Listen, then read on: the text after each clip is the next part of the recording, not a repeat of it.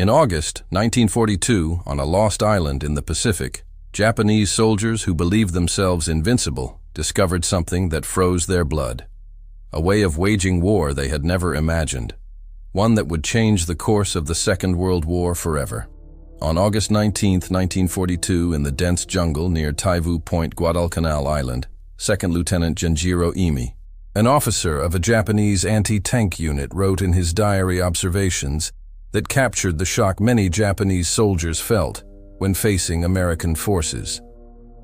Through the thick canopy of palms and vines, Imi and another 916 men from Colonel Kiona Ichiki's detachment had just landed from destroyers, fast warships designed to attack other vessels. Thus, they completed a nighttime insertion that the Japanese command believed would be the first step toward retaking Henderson Field, a key airstrip on the island. They had been told that the Americans numbered perhaps 2,000 men, poorly trained, easily frightened, softened by lives of comfort. Colonel Ichiki himself had dismissed warnings to wait for reinforcements. "They're Americans," he told his officers. "We'll sweep them into the sea before dawn." What none of these veterans, hardened by battles in China and Southeast Asia, knew was that they were about to encounter something unprecedented in the history of the Imperial Japanese Army. Not just defeat, which was unthinkable for soldiers who had known only victory since 1937, but the systematic demolition of every tactical assumption, every strategic concept, every ideological certainty that had defined the Japanese way of war. The jungle itself would become an American weapon. The darkness the Japanese had mastered since the war's beginning would betray them, and the overwhelming superiority in equipment, coordination, and sheer destructive power would shatter the myth of Japanese invincibility in close combat. The transformation had begun 2 weeks earlier, on August 7th, when 11,000 United States Marines of the 1st Marine Division landed at Lunga Point. The Marines under General Alexander Vandegrift, also known as the Leathernecks for the stiff collars of their traditional uniforms, were carrying out Operation Watchtower, the first American offensive of the Pacific War. Their objective seemed simple on paper: seize the nearly completed Japanese airfield, establish a defensive perimeter, and hold it until relieved. In reality, they were about to fight the longest and most brutal campaign in Marine Corps history up to that point, in an environment that would test human endurance to its absolute limits. The island itself was a vision of tropical hell. Guadalcanal stretched 144 kilometers long and 40 wide, its interior dominated by mountains rising to 2,400 meters amid perpetual clouds. The coastal plain where Henderson Field lay was a strip of kunai grass, swamps, and jungle so thick that visibility dropped to mere meters. The heat was suffocating, humidity never below 90%. Mosquitoes swarmed in clouds so dense that men inhaled them. Rivers and streams that looked clear and inviting in reconnaissance photos teemed with parasites and disease. Malaria, dengue, dysentery, and tropical ulcers would eventually incapacitate more men than enemy action. But that first morning, the Marines found the airfield almost undefended. The 2,200 Japanese construction workers and 600 naval troops fled into the jungle, abandoning equipment, supplies, and, critically, the airstrip itself. By nightfall on August 8th, American engineers were already working to complete the runway. They would name it Henderson Field in honor of Major Lofton Henderson, a Marine aviator killed at Midway months earlier. A crucial naval battle. Within days, the first aircraft landed, and the island became home to what history would remember as the Cactus Air Force. The Japanese response was swift and catastrophic for U.S. naval forces. On the night of August 9th, Vice Admiral Gunichi Mikawa led 7 cruisers, medium warships armed with powerful guns, and 1 destroyer through the darkness in a brilliant surprise attack. The Battle of Savo Island became the worst defeat in U.S. Navy history.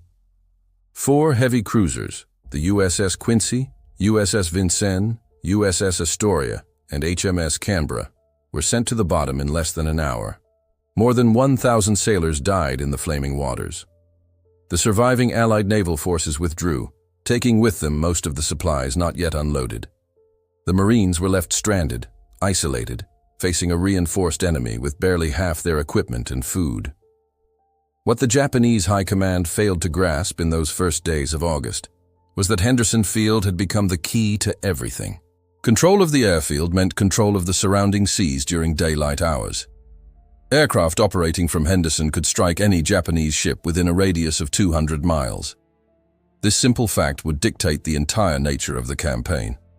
The Japanese could dominate the night, sending troops and supplies aboard fast destroyers on runs that would become known as the Tokyo Express. But when dawn broke, American aircraft ruled the skies. The strategic situation demanded that Japan retake Henderson Field immediately before the Americans could fortify their position. Imperial headquarters assigned the task to Lieutenant General Harukichi Hyakutake's 17th Army, based at Rabaul, a major Japanese base. Hyakutake had only limited forces available. The 35th Infantry Brigade under Major General Kiyotake Kawaguchi was in Palau. The 4th Infantry Regiment was in the Philippines. The nearest unit was Colonel Ichiki's 28th Infantry Regiment, stationed near Guam, originally intended for Operation Midway, which had been cancelled after the naval disaster in June. Colonel Kiona Ichiki was an infantry school instructor with a reputation as a first-class tactician. He was also known to be impulsive and supremely confident that Japanese fighting spirit would overcome American material strength. Before departing truck for Guadalcanal, Ichiki received clear orders to wait for the rest of his regiment before attempting to retake the airfield. But Ichiki had little respect for American soldiers. He had studied reports from China, the Philippines, everywhere Japanese forces had encountered Western troops. They lacked discipline, broke under pressure, and could not match Japanese warriors in close combat. On the night of August 18th, 6 destroyers delivered 917 men of Ichiki's first echelon at Taivu Point, 15 miles east of the American perimeter. The landing was smooth, undetected by U.S. forces. Ichiki immediately sent out reconnaissance patrols to assess enemy strength and defensive positions, a routine tactical decision that would prove fatal. On August 19th, a patrol from Company A, 1st Battalion, 1st Marine Regiment, under Captain Charles Brush, was moving along the coastal trail toward Coley Point when they sighted Japanese soldiers. The two forces clashed in a brief, vicious firefight. The Marines killed 31 Japanese troops and captured documents revealing the presence of a significant enemy force in the area. More importantly, the captured papers showed that the Japanese had severely underestimated American strength. Captain Brush ran back to the perimeter with his haul of intelligence. General Vandegrift immediately understood what was coming. A Japanese attack soon, probably from the east. He ordered Colonel Clifton Cates to strengthen the defenses along the sandbar at the mouth of what the Marines called the Tanaru River. It was actually the Ilu River, but the mistaken name would persist in every account thereafter. Cates deployed Lieutenant Colonel Leonard Cresswell's 2nd Battalion, 1st Marine Regiment, along the riverbank, with machine guns positioned to create interlocking fields of fire across the sandbar. What happened next would become one of the most lopsided battles in Marine Corps history. Colonel Ichiki, instead of waiting for intelligence from his missing patrol or for reinforcements, decided to attack immediately. On the night of August 20th through the early hours of the 21st, he ordered a frontal assault directly across the sandbar. Japanese doctrine emphasized the superiority of spiritual power and aggressive night attacks to overcome enemy firepower. Ichiki believed his veterans could break through the American defenses through sheer audacity and close-quarters combat, where Japanese soldiers excelled with bayonets and grenades. Just after midnight, Solomon Islands scout Jacob Vuza, who had escaped Japanese captivity after hours of torture, stumbled toward the Marine lines with a warning: the Japanese were coming. Minutes later, the attack began. Hundreds of Japanese soldiers charged across the sandbar, shouting battle cries, firing rifles, and throwing grenades. They ran straight into a killing zone the Marines had prepared with methodical precision. The Browning M, 1917. A-1 machine guns, water-cooled automatic weapons, opened fire. These guns, perfected during the First World War, were the unsung heroes of Marine firepower. Each could sustain 600 rounds per minute indefinitely, as long as its water jacket remained filled. The Marines had positioned them in mutually supporting locations so that no part of the sandbar was left uncovered. Japanese soldiers fell in waves as the heavy .30 caliber bullets tore through flesh and bone.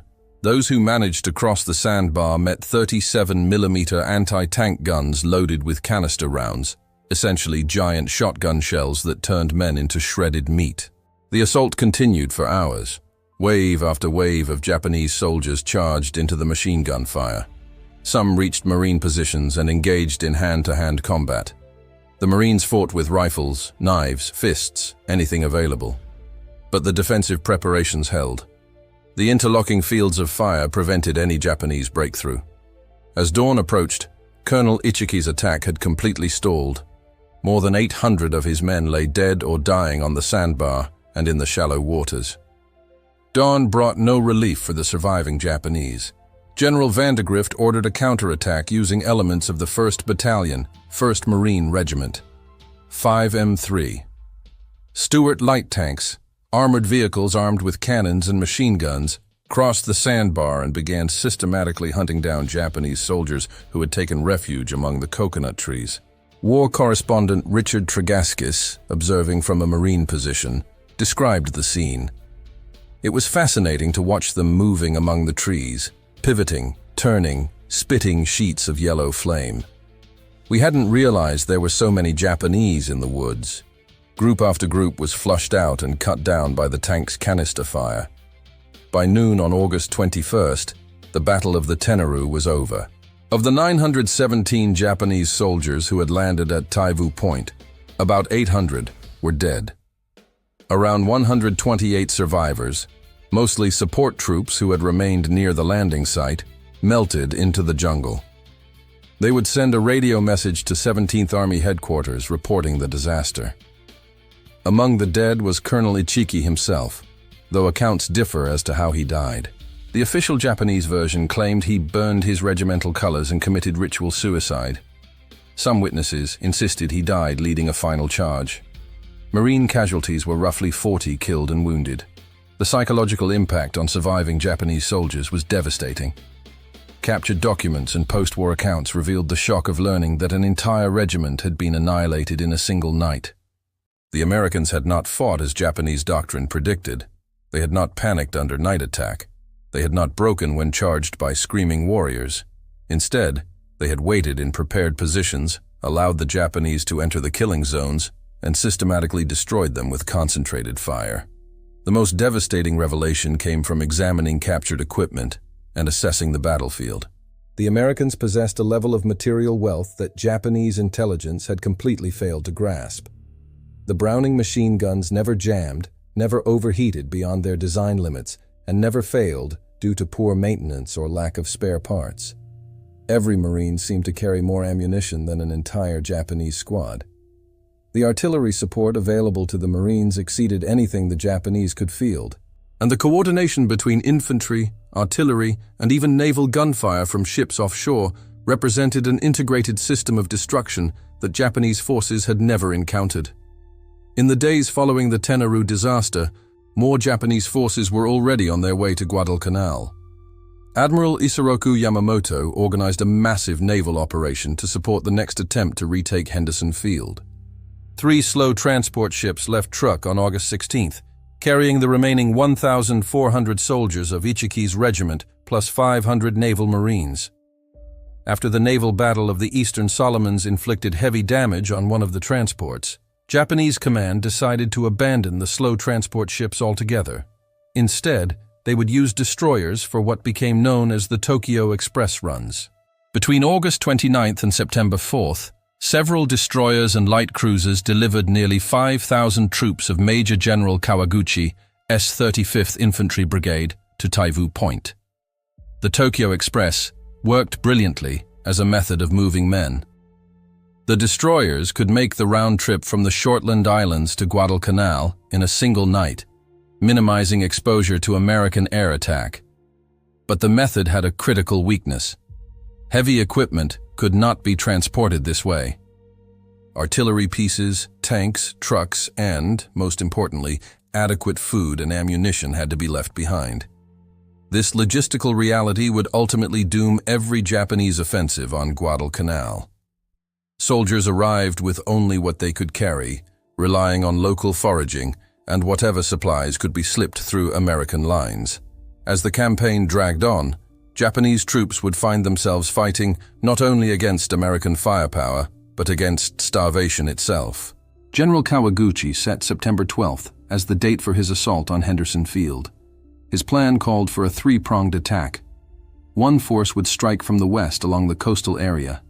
A second would attack from the south, pushing through dense jungle to hit what Japanese intelligence believed was the weakest point in the American defenses. Kawaguchi himself would lead the main effort from the south, approaching along an interior ridge that overlooked Henderson Field. What Kawaguchi did not know was that Marine intelligence had already identified this ridge as the most likely avenue of approach. Lieutenant Colonel Merritt Edson, commanding officer of the 1st Raider Battalion, an elite group of Marines, had led a raid on the village of Tasimboko on September 8th and discovered massive supply depots, indicating that a large Japanese force was gathering in the area. Edson immediately understood the Japanese plan. They would come from the south, using the ridge as their approach route. He requested permission to establish a defensive line on the ridge itself. General Vandegrift approved. On September 10th and 11th, Edson positioned about 840 Marines from his raiders in the 1st Parachute Battalion along the ridge. He selected defensive positions with the same methodical care that had characterized the Tanaru defenses. Machine guns arranged for interlocking fields of fire, mortar teams registering probable approach routes, and artillery from the 11th Marines plotting defensive fire missions. Every advantage of terrain and firepower was calculated and prepared. The ridge itself was a narrow coral spine, roughly 1,000 meters long, consisting of 3 distinct hills covered with kunai grass and scattered trees. Deep ravines bordered both sides, densely forested and, in places, nearly impenetrable. It was perfect terrain for a night infantry attack by infiltration, and if properly defended, a slaughterhouse. On the night of September 12th, Kawaguchi's forces began their assault. Unlike Ichiki's frontal charge, this was a more sophisticated attack. Japanese infantry infiltrated through the ravines on both sides of the ridge, attempting to envelop the American positions. Small units probed for weak points. When they found them, larger forces concentrated for breakthrough attempts. The fighting was savage and confused. In the darkness, Marines sometimes found themselves in hand-to-hand combat with Japanese soldiers who had crawled within grenade range. But the defensive preparations held. When the Japanese massed for breakthrough attempts, Marine mortars and artillery tore them apart. The 11th Marines fired more than 2,000 rounds during the night, dropping explosive shells so close to Marine positions that shrapnel wounded friendly troops. Machine gun teams fired until their barrels glowed red in the dark. Individual Marines fought with rifles, pistols, knives, entrenching tools, anything within reach. Sergeant Major Jacob Vuza, the same scout who had warned of the Tanaru attack, moved through the lines, encouraging Marines and pointing out Japanese infiltration routes. Sergeant John Basilone, who had already distinguished himself in the previous battle, manned a machine gun position that became critical to the defense. When his gun crews were killed or wounded, Basilone kept firing alone, repelling wave after wave of Japanese attacks. He would later receive the Medal of Honor, the highest U.S. military decoration, for his actions that night. At dawn on September 13th, the Japanese attack had failed to break through, but Kawaguchi had more troops available and prepared to renew the assault the following night. Edson pulled his lines back to the center of the ridge, consolidating his forces. General Vandegrift sent reinforcements, bringing the total defending strength to about 2,500 men. The Japanese would attack again, but this time the Marines were ready with even stronger positions and more concentrated firepower. The fighting on the second night was even fiercer than the first. Kawaguchi hurled his remaining forces into desperate attempts to break through before American reinforcements made the position impregnable. Japanese soldiers charged repeatedly, dying by the hundreds under machine gun fire. Some attacks reached within 50 meters of Edson's command post before being stopped, At one point, the situation was so desperate that Edson himself grabbed a rifle and joined the firing line. But again, American firepower and defensive preparation prevailed. By dawn on September 14th, Kawaguchi's offensive had completely collapsed. Japanese casualties were staggering, roughly 830 to 850 soldiers killed in and around Edson's Ridge. Marine casualties totaled about 104 dead and more than 200 wounded among the Raider and Parachute battalions. The ridge, thereafter known as Bloody Ridge or Edson's Ridge, had become a monument to the effectiveness of American defensive doctrine. For the Japanese soldiers who survived, the battle represented another profound shock to their understanding of war. Captured diaries and post-war accounts consistently described the same realization. Japanese forces had expected to fight another infantry battle in darkness where their training and spirit would triumph.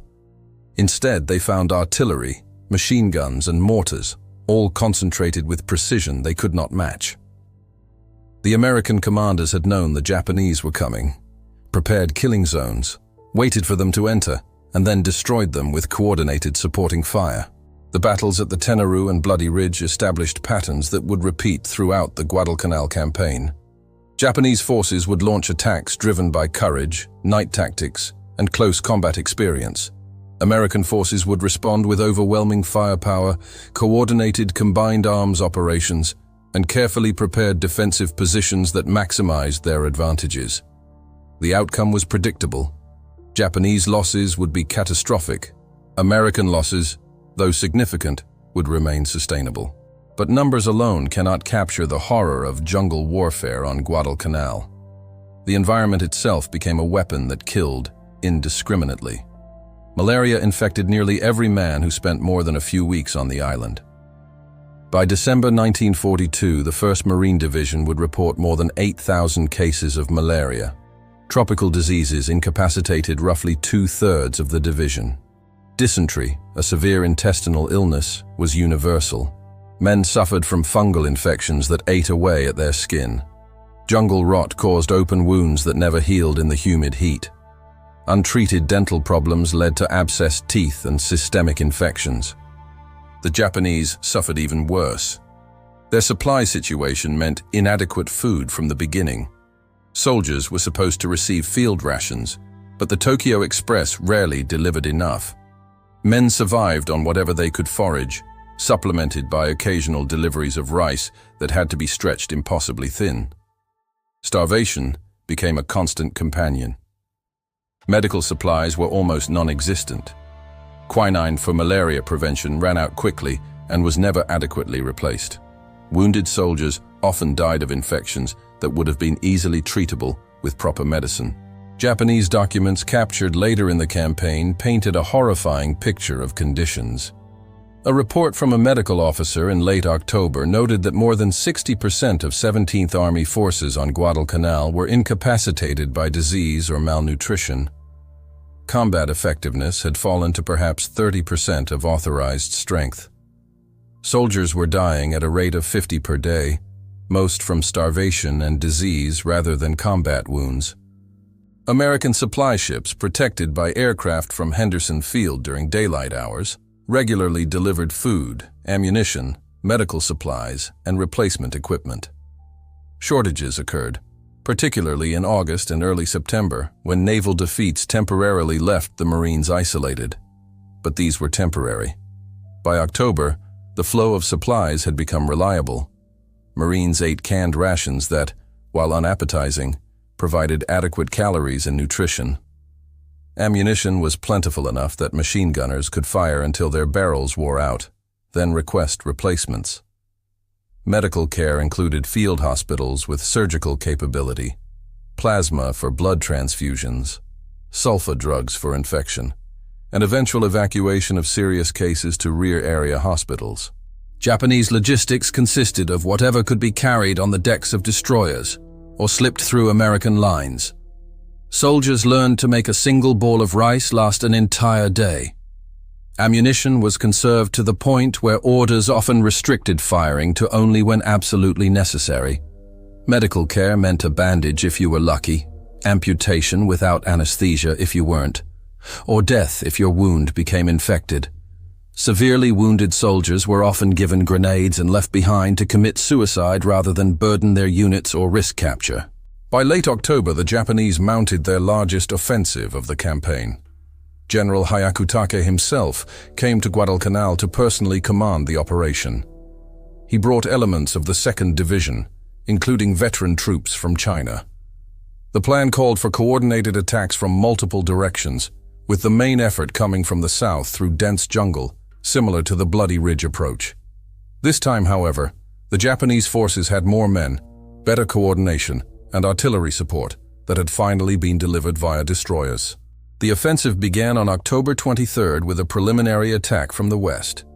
9 Japanese tanks, rare on Guadalcanal due to transport difficulties, led an assault across the Matanikau River. The American defenders, including elements of the newly arrived 164th Infantry Regiment of the Imperial Division, were ready. Anti-tank guns, artillery, and even an M3 Stuart tank knocked out all 9 Japanese tanks in quick succession. The attack collapsed with heavy losses. The main assault came on the night of October 24th to 25th. Approximately 5,600 Japanese troops under Major General Yumio Nasu attacked from the south, hoping to break through the American lines south of Henderson Field. They faced the 1st Battalion, 7th Marine Regiment, under Lieutenant Colonel Louis Chesty Puller, a legendary Marine officer, reinforced by elements of the 164th Infantry Regiment. The fighting that night became legendary in Marine Corps history. Japanese attacks came in waves throughout the night. Individual breaches were sealed by immediate counterattacks. Machine gunners fired until their weapons failed, then grabbed rifles and kept fighting. The 11th Marines artillery fired danger-close missions that landed within meters of Marine positions. Offshore, the battleship USS Washington, the most powerful warship available, stood ready to provide naval gunfire if called upon. At one critical moment, only a single Marine battalion stood between the Japanese forces and Henderson Field, but they did not break. Sergeant John Basilone, who had distinguished himself at Bloody Ridge, again became critical to the defense. When ammunition ran low for his machine gun section, Basilone personally carried ammo through enemy fire to keep his guns operating. He repaired damaged machine guns under fire.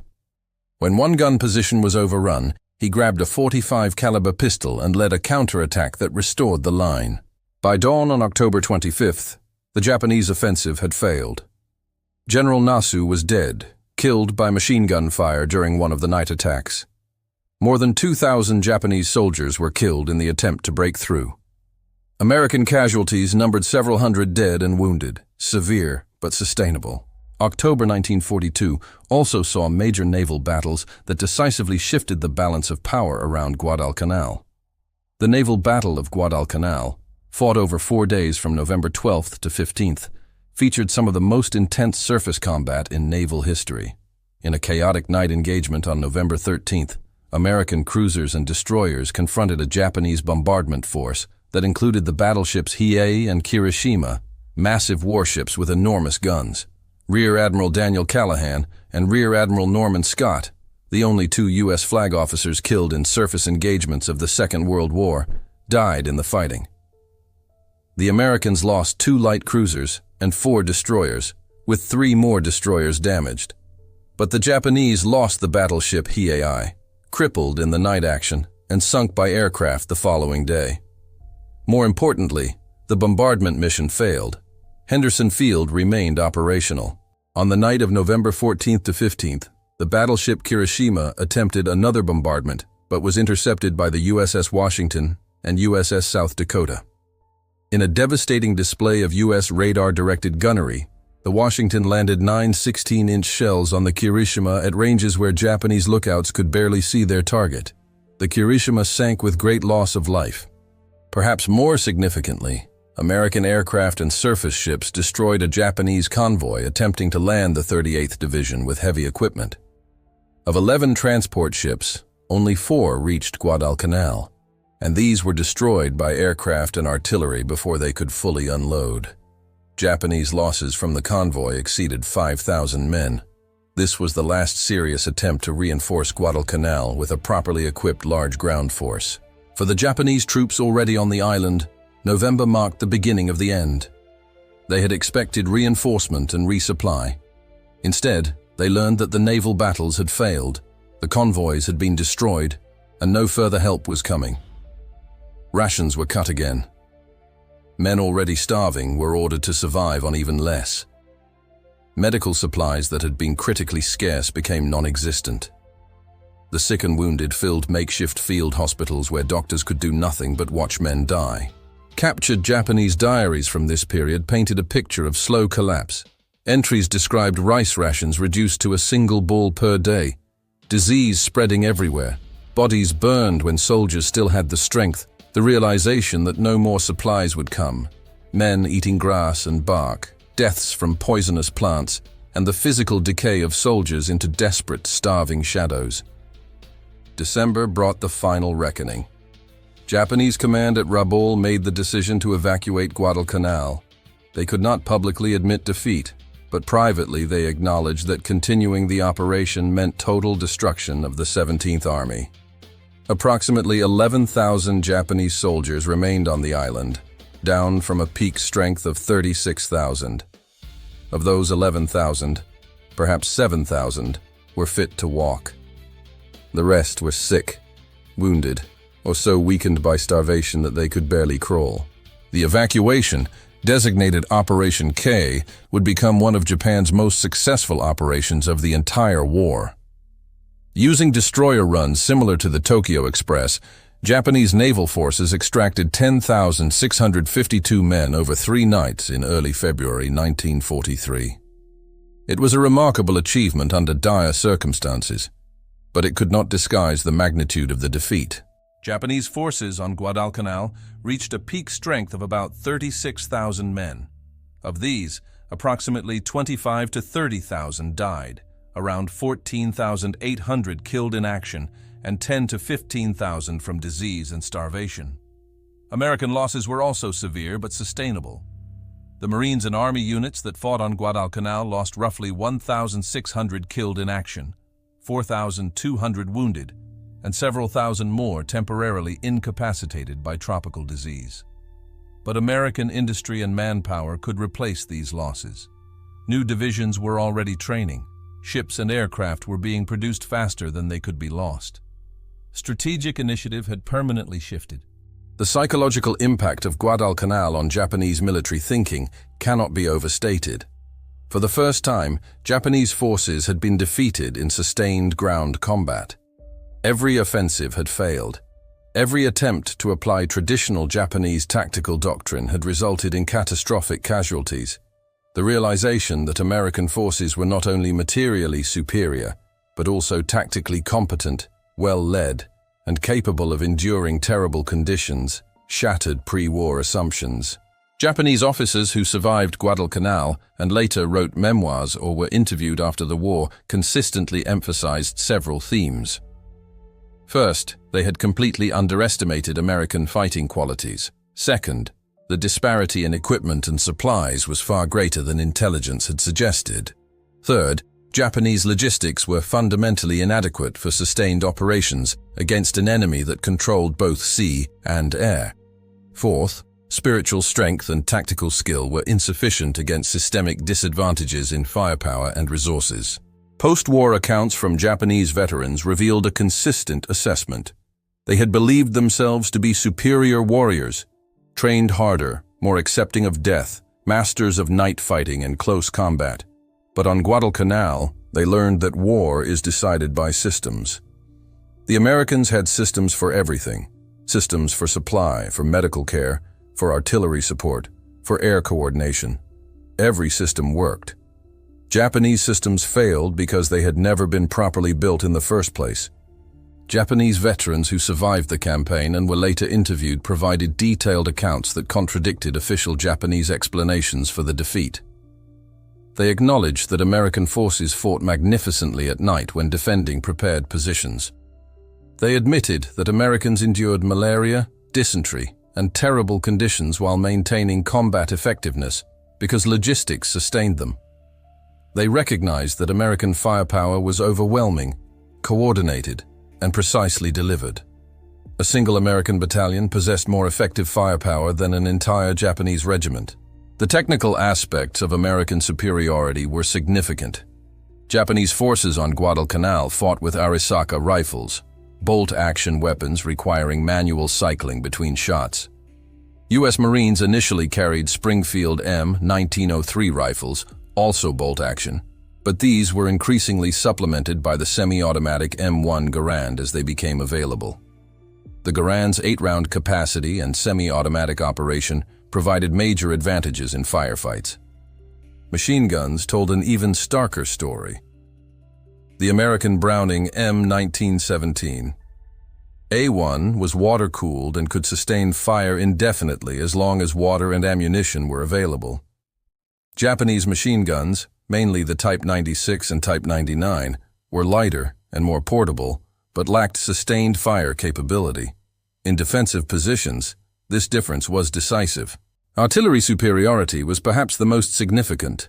The 11th Marines operated 75mm M1A1 pack howitzers that could be disassembled and carried through jungle terrain. These weapons provided responsive, accurate fire support. Forward observers with infantry units could call in fire missions and receive rounds within minutes. Japanese artillery on Guadalcanal was limited, difficult to move through the jungle, and chronically short of ammunition. Naval gunfire added another dimension the Japanese could not match. Destroyers and cruisers offshore could deliver bombardments on Japanese positions or provide responsive fire support for Marine ground units. Radio communication between forward observers on land and naval ships allowed for precise targeting. Air power became increasingly dominant as the campaign progressed.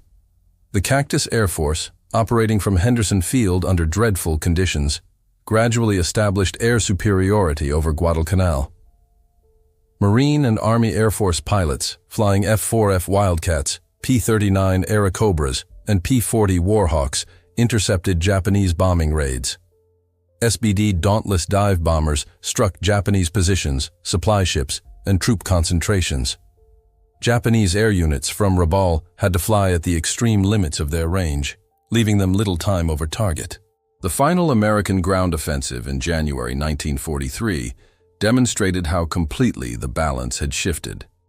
Major General Alexander Patch's 14th Corps, now including both Marine and Army divisions, launched coordinated attacks that systematically reduced the remaining Japanese positions. The offensive had overwhelming artillery, air, and naval gunfire support. Japanese resistance, though determined, was crippled by starvation, disease, and ammunition shortages. On February 9, 1943, American patrols discovered that the Japanese forces had evacuated. General Patch sent his famous message to Admiral Halsey. The Tokyo Express no longer has a terminus on Guadalcanal.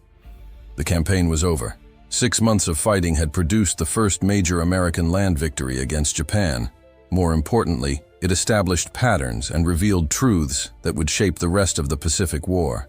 The lessons Japanese survivors took from Guadalcanal were devastating to pre-war military doctrine. The myth of Japanese warrior superiority had been shattered. Individual courage and tactical skill were inadequate against systemic disadvantages. Night attacks and close combat, the hallmarks of Japanese tactical success in China, failed against American defensive positions. Supply and logistics were not secondary concerns, but fundamental requirements for sustained combat. Air and naval superiority determined outcomes on land. These lessons, learned through blood and starvation on Guadalcanal, should have fundamentally reformed Japanese military thinking. Some officers recognized the implications. Colonel Masanobu Tsuji, a staff officer who had visited Guadalcanal during the campaign, later wrote that Japan needed to completely re-evaluate its strategy. The Americans, he observed, were fighting an industrial war in which material production determined outcomes. Japan could not win an industrial war against American productive capacity. But Japan's military culture, built over generations of tradition and recent victories, could not easily accept such a fundamental revision. The official explanation for Guadalcanal blamed inadequate supplies, naval defeats, and the unexpected strength of American defenses.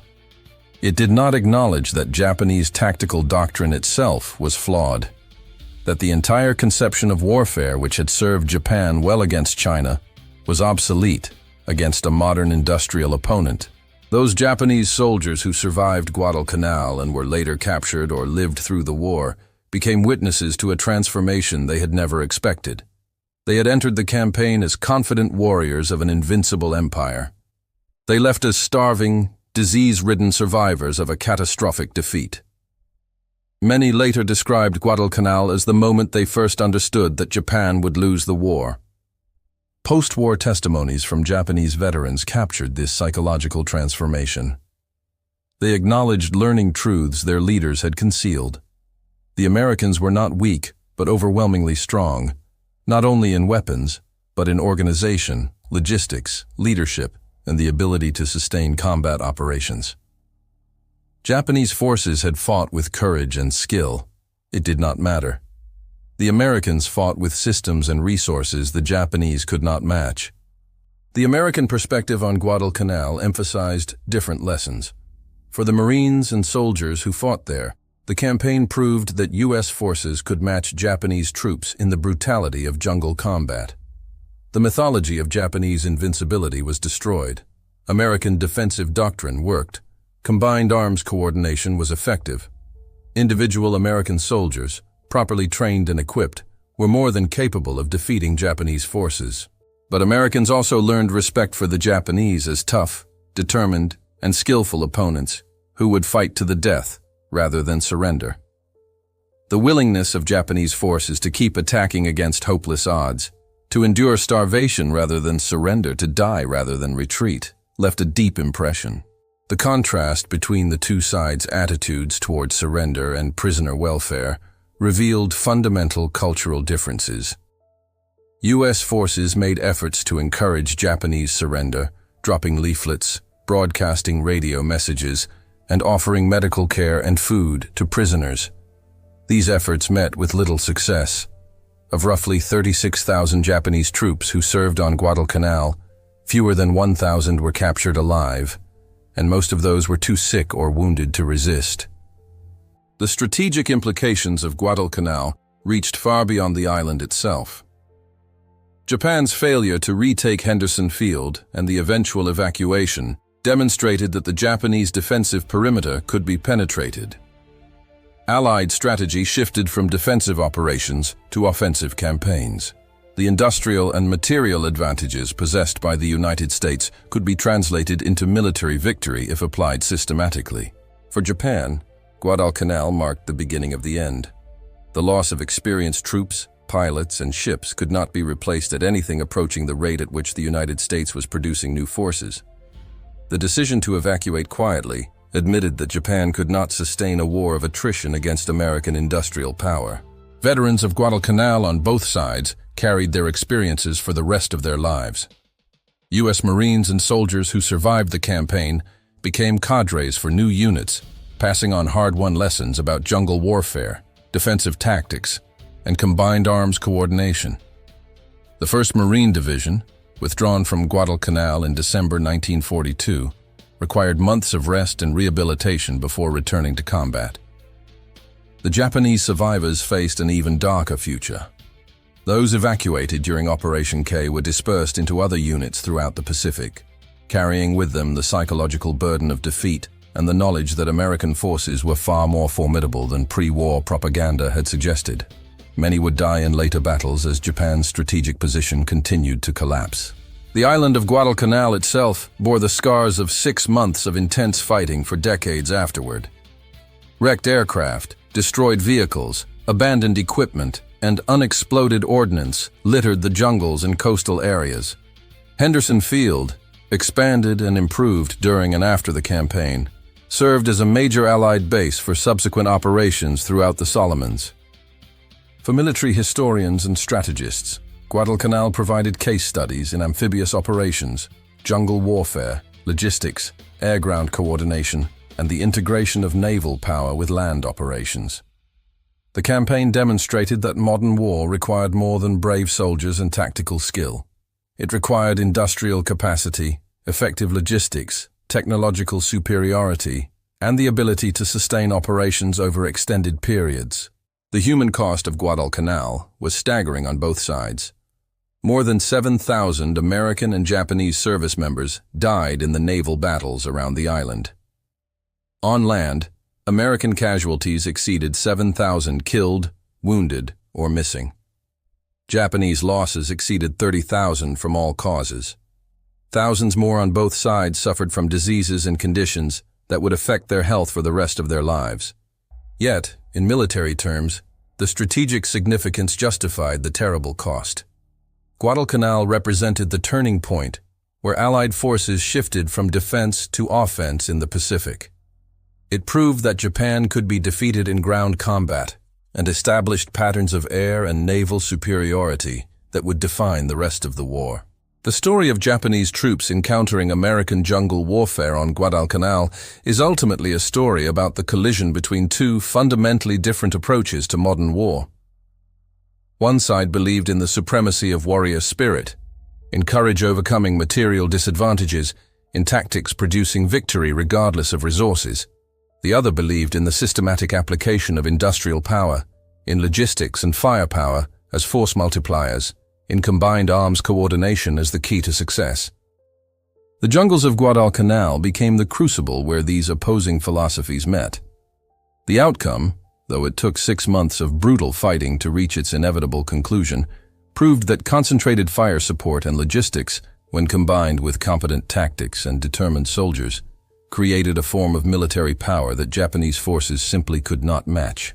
For the Japanese soldiers who survived Guadalcanal and lived to tell their stories, the campaign represented the moment when reality destroyed illusion.